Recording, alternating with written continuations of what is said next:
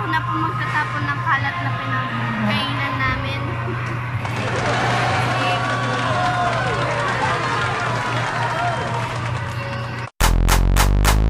Give me that. Drop that. What's up guys? Welcome back to my channel. So, ang gagawin po natin ngayon, yung 200 pesos challenge. Bali po sa challenge na to, I have my 200 pesos na naipon ko po galing sa baon ko. Yun po yung gagamitin natin. So, today is Sunday po, kaya magsisimba po kami ni... Samahan niyo po kami kung magkakasya po yung 200 pesos para sa aming tatlo. See you guys later. Bye! So, guys, 9 pesos po yung pamasahe. Bali, tatlo po kami. So, lahat po, 27 pesos po. So, meron po pong natirang 123 pesos sa pera. Yan natin.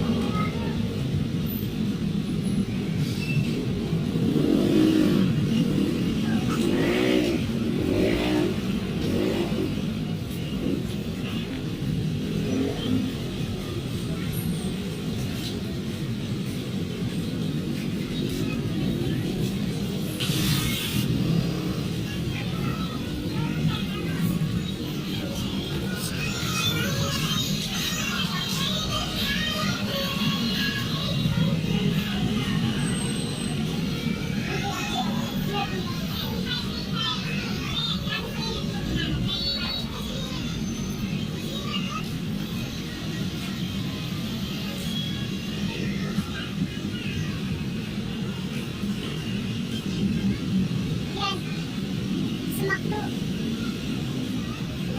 Sumakdo na lang tayo. Bakit? Mahal doon. Sayang ako.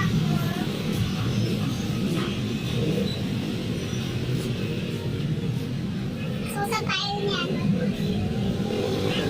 Saan tayo niyan?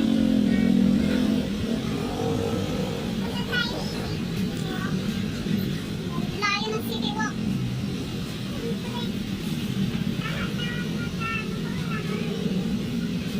Diyos ko, pinaglakad mo kami.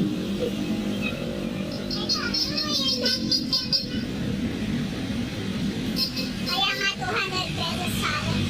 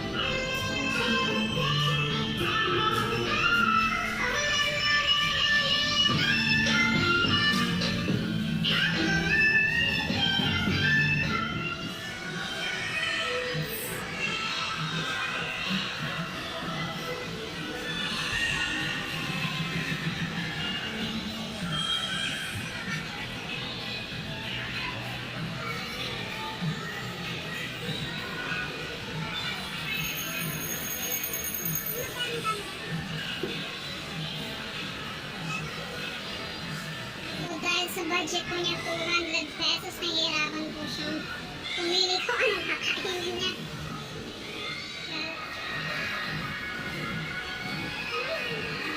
Ha? Tanong mo si tita mo, anong gusto niya?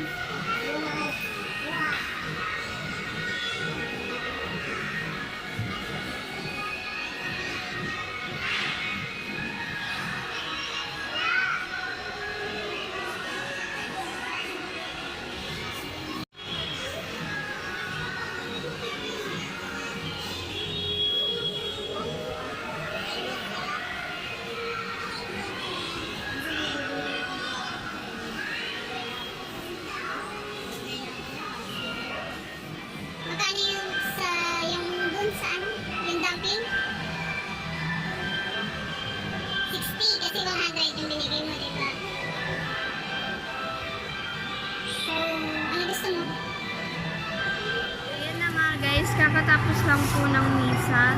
At nakabili na po kami ng pagkain namin.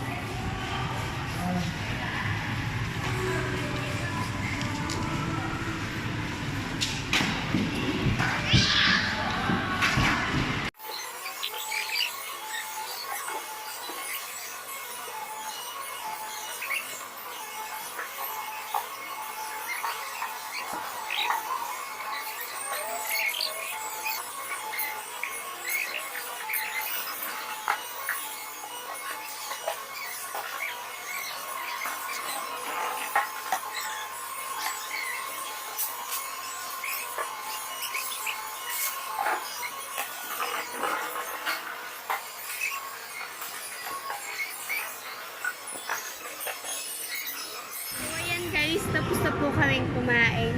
Ayan. So, yung takoyaki po is 40 pesos po. And yung dumplings po is 60 pesos. And yung dalawa pong tubig is tiga 8 each. 8 pesos each. And yung, eto po guys is 26 pesos. So, bali po meron po pong natirang 30 pesos. So, medyo nakakagutom po. yung sa ko nga pong tita ay nagre-reklamo na dahil nakakagutom.